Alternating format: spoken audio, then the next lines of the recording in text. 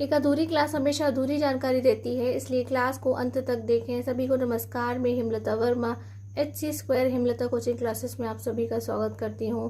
और आज की इस क्लास में हम फिर से अपने इम्पॉर्टेंट क्वेश्चन की सीरीज़ को आगे बढ़ा रहे हैं और इसलिए हम आपके लिए 10 क्वेश्चंस को लेकर के आए हैं।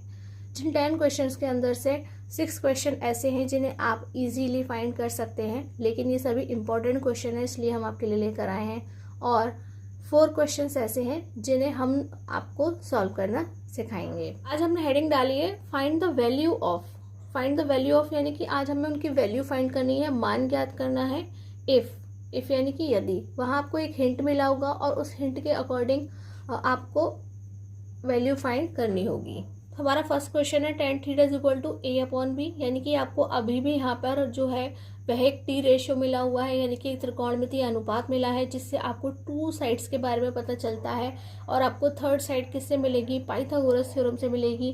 देन आपको अपने क्वेश्चन में देखना है कि हमें किन रेशियोज की ज़रूरत है, हम उन्हें ही वहाँ से फाइंड करेंगे और उसके बाद यहाँ क्वेश्चन के अंदर अप्लाई करके अपना आंसर ले लेंगे।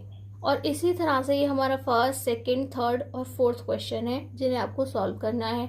ये जो 4 क्वेश्चन है ये बोल रहा है वेरीफाई दैट। वेरीफाई यानी कि जांच करना है। तो हमने आपको एक क्वेश्चन था लास्ट क्लास में जहां हमने उनका लेफ्ट और राइट दोनों पार्ट को सॉल्व किया था। तो आपको भी यहाँ पे वेरीफाई करके देखना है, यानी कि लेफ्ट और राइट साइड को देखना है क्या वह इक्वल है या नहीं। और ये जो हमारा क्वेश्चन नंबर 5 और 6 है वह एक ही टाइप से करने हैं, यानी कि यहाँ पे वैल्यूज को x और y की जो वैल्यू है उन्हें पुट करके सॉल्व करना है। तो ये जो 6 वाला है वह हम आपको करके दिखाएंगे और 5 वाला आप उसके बाद अपने आप ही कर लेंगे। Question number 7, if angle A and angle B are acute angle. वह हमें बता रहे हैं कि एंगल A और B कैसे हैं, एक्यूट एंगल है, यानी कि 90 डिग्री से कम के हैं। Such that cos A is equal to cos B, तो वहाँ पे cos A की वैल्यू cos B के इक्वल है। Then show that angle A is equal to angle B, तो हमें ये बताना है कि जो हमारा एंगल A और B है वो भी कैसे हैं, आपस में इक्वल है। जैसे कि cos A और cos B इक्वल मिले हैं तो वहाँ पर जो एंगल बन रहा है A और B वह भी आपस में इक्वल है। तो ये क्वेश्चन एग्जाम्स में बहुत ज़्यादा पूछा गया है। कभी ये साइन के लिए पूछा गया है, कभी tan के लिए पूछा गया है, कभी cos के लिए, तो वह किसी के लिए भी पूछ सकते हैं, लेकिन करने का जो मेथड है वह सभी के लिए सेम होता है। इसलिए 8 क्वेश्चन भी हमने लिखा हुआ है यहाँ पर। साइन, यहाँ पर भी एंगल A और B कैसे हैं, एक्यूट एंगल है। एक्यूट एंगल को हिंदी में क्या कहते हैं? हम न्यून कोण कहते हैं। जिनका मान 90 डिग्री से कम होता है वह न्यून कोण होते हैं। और वह बोल रहे हैं कि साइन A किसके इक्वल है? साइन B के है। तो हमें यहाँ पे बताना है कि angle A is equal to angle B। तो हमें आपको समझाने के लिए ही इस एक क्वेश्चन को एटलीस्ट 2 टाइम्स लिखा है, जिससे आप समझ सके कि हाँ ये क्वेश्चन इम्पॉर्टेंट है, क्योंकि एग्जाम में ये अलग अलग तरीके से पूछा जाता है। कभी कभी इसका नाम AB की जगह AP हो सकता है, क्योंकि हम ट्रायंगल उसी तरह से कंस्ट्रक्ट करेंगे। तो आपको अच्छे से याद रखना है कि ये एक क्वेश्चन आपके लिए बहुत इंपॉर्टेंट है, इसलिए एक हम करेंगे और एक क्वेश्चन आप करेंगे।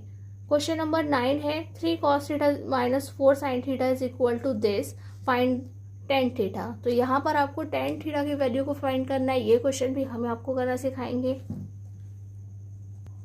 और ये है हमारा question number 10, if are right triangle ABC, यानी कि एक ट्राइंगल है, कैसा है? राइट ट्राइंगल है, यानी कि वहाँ पर 90 डिग्री का एंगल है। And right angled at B, और B जो है वह 90 डिग्री का है। If tan A is equal to 1, तो आपको अच्छे से याद होना चाहिए कि यह क्या है कि राइट एंगल तो B पर है, लेकिन हमसे बात किसकी हो रही है?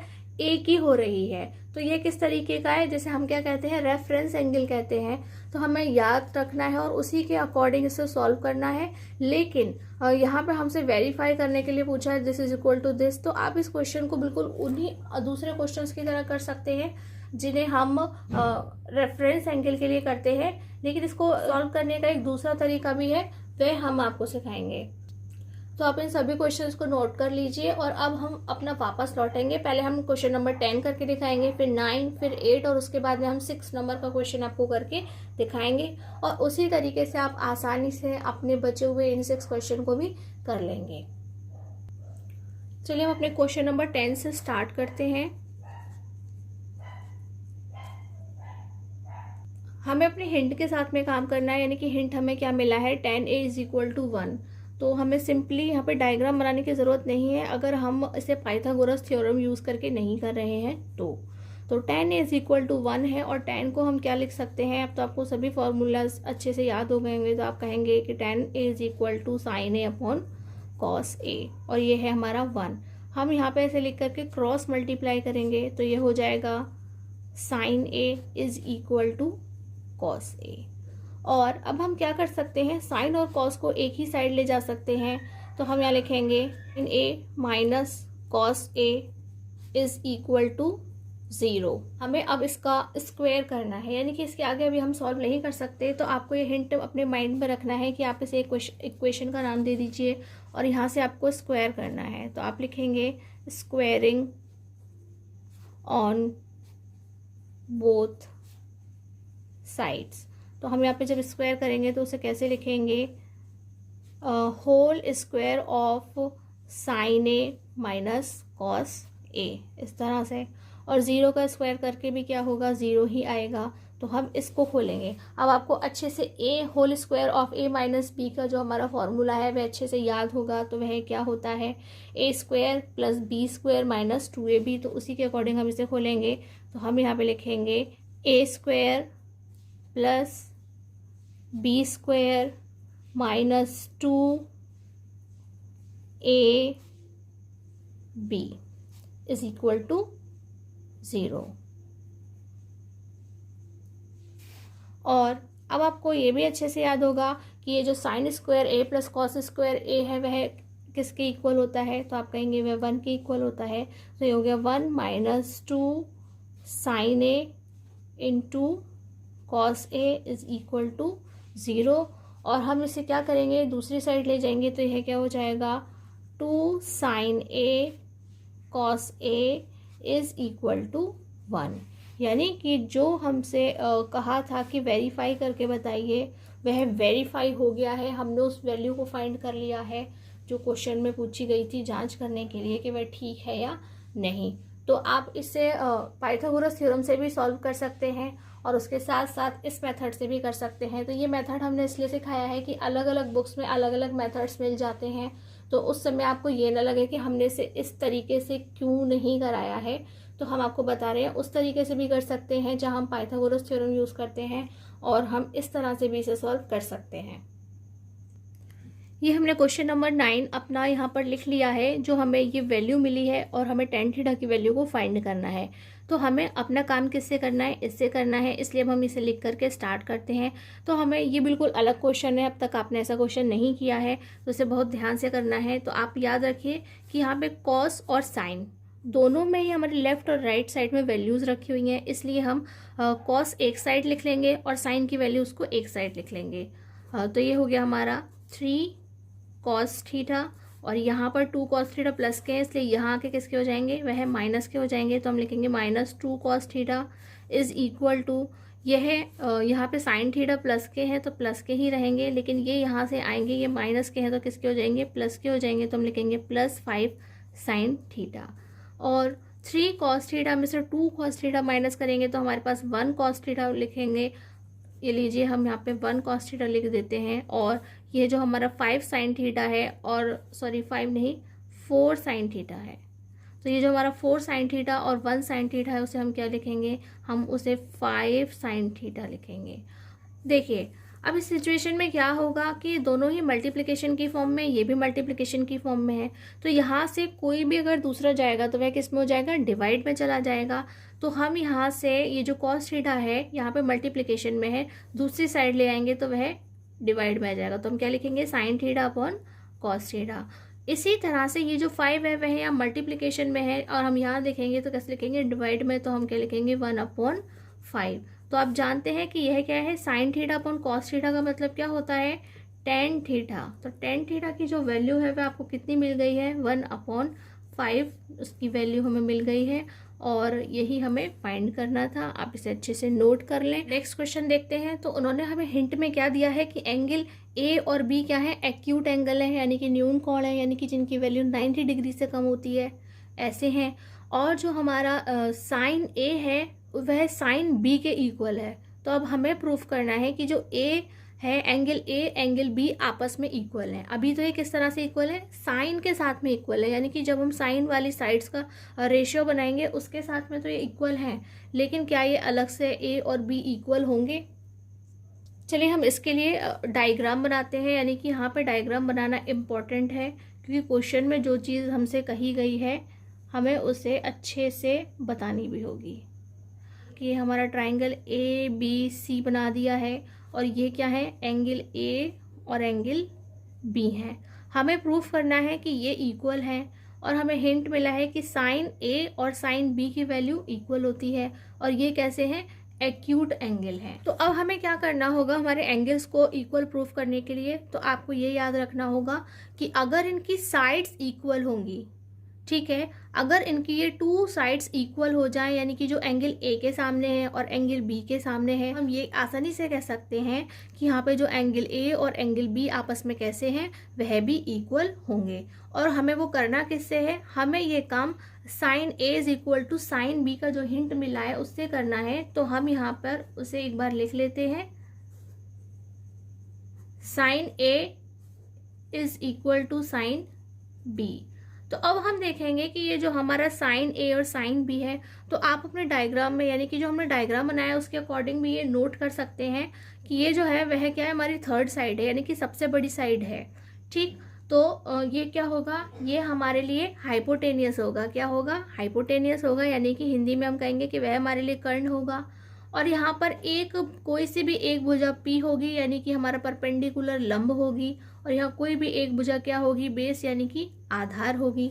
तो हमें इसी को ध्यान रखते हुए इनके रेशियोज को लिखना है कि जो हमारा साइन ए है हम उसे क्या लिखेंगे। तो आप कहेंगे कि हम साइन के लिए क्या लिखते हैं, आप कहेंगे लंब बटे कर्ण, या हम पी अपॉन एच कहते हैं। अब हम साइन ए की बात करेंगे तो हमारे लिए जो लंब है वह कौन सी साइड बन जाएगी, ये वाली, यानी कि जो परपेंडिकुलर है वह ये वाली साइड बन जाएगी, ठीक उसके सामने वाली।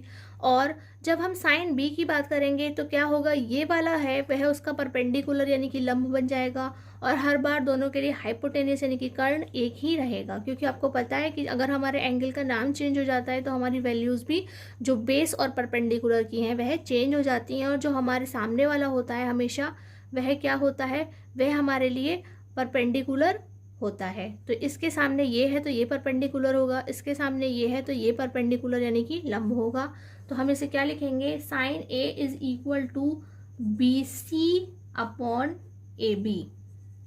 और इसी तरह से हम साइन बी के लिए लिखेंगे तो वह क्या होगा, ए सी अपॉन ए बी, इस तरह से लिखेंगे। और हम यहाँ देख सकते हैं कि ए बी से ए बी क्या होगा, वह कैंसिल हो जाएगा। तो बचा क्या हमारे पास में, B C is equal to A C. तो क्या निकला, ये जो बी सी है और ए सी आपस में इक्वल है। तो इक्वल करने के लिए हम ऐसे साइन से इंडिकेट करेंगे कि आपस में इक्वल है। और हमने अभी अभी आपको बताया था कि अगर किसी की जो साइड्स हैं वह इक्वल हो तो जो एंगल होते हैं वह भी क्या होते हैं, वह इक्वल होते हैं। तो उसके लिए आपको ना यहाँ पे एक लाइन साथ में लिखना ज़रूरी है, उस लाइन को आप ज़रूर नोट करें। तो आप लिखेंगे यहाँ पे एंगल्स अपोजिट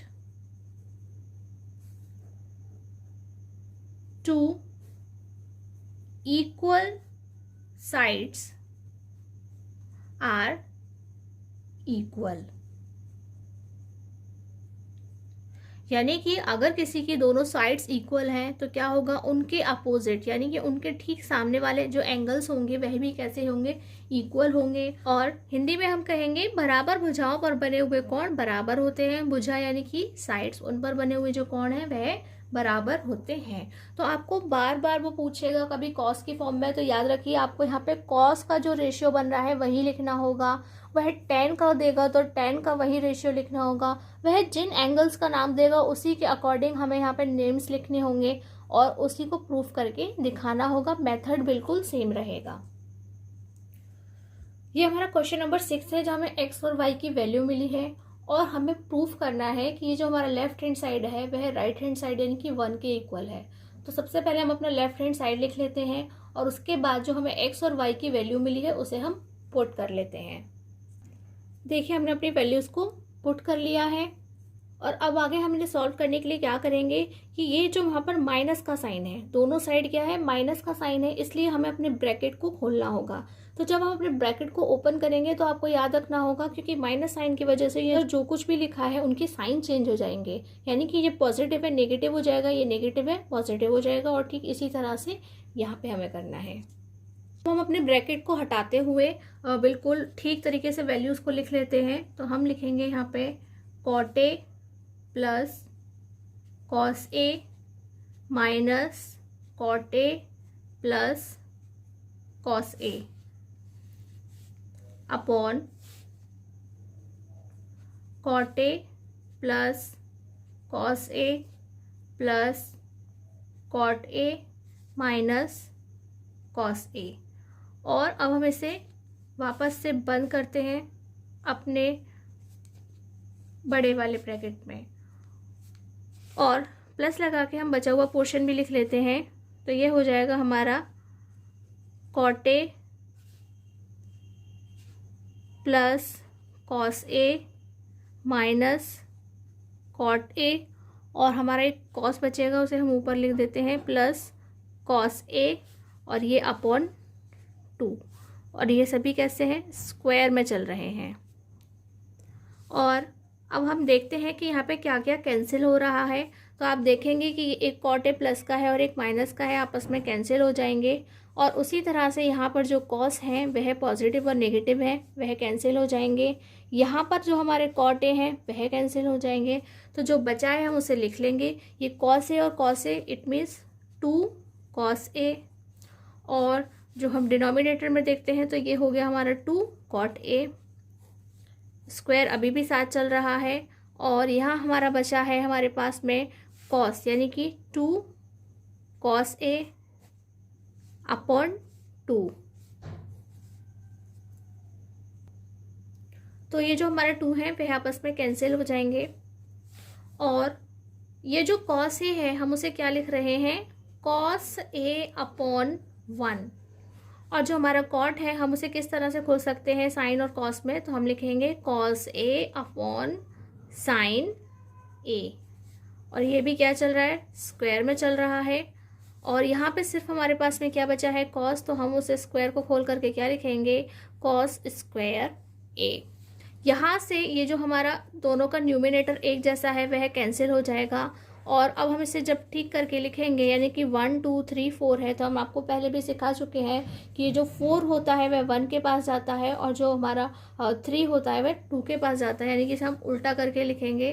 तो ये हो गया साइन ए अपॉन 1 स्क्वायर में, और प्लस कॉस स्क्वायर ए। और इसे हम क्या लिखेंगे, अब हम यहाँ लिखेंगे साइन स्क्वायर ए, और ये वाला टर्म है कॉस स्क्वायर ए। तो यह किसकी वैल्यू है, आप कहेंगे कि यह 1 के इक्वल होता है। और यही क्या है, हमारी राइट हैंड साइड, हमें इसे 1 के इक्वल ही प्रूफ करना था। तो अब इस क्लास के अंदर आपको ये 4 क्वेश्चन जो हमने कराए हैं उनकी भी प्रैक्टिस करनी है, और बचे हुए जो 6 क्वेश्चन हैं वह भी आपको अप्लाई करने हैं। और यदि कोई भी क्वेश्चन आपको नहीं आता है तो आप कमेंट बॉक्स में उसका नंबर लिख सकते हैं कि वह कौन सा क्वेश्चन है, हम उसको आपको ज़रूर करना बताएंगे। यदि ये क्लास आपको अच्छी लगी हो तो प्लीज़ हमारी इस क्लास को लाइक करें, चैनल को सब्सक्राइब करें, बेल आइकन को प्रेस करें, और हमें कमेंट करके भी ज़रूर बताएं। और प्लीज़ इस क्लास को अपने फ्रेंड्स, स्टूडेंट्स और फैमिली के साथ में शेयर करें। आज की क्लास में बस इतना ही। नमस्कार, धन्यवाद।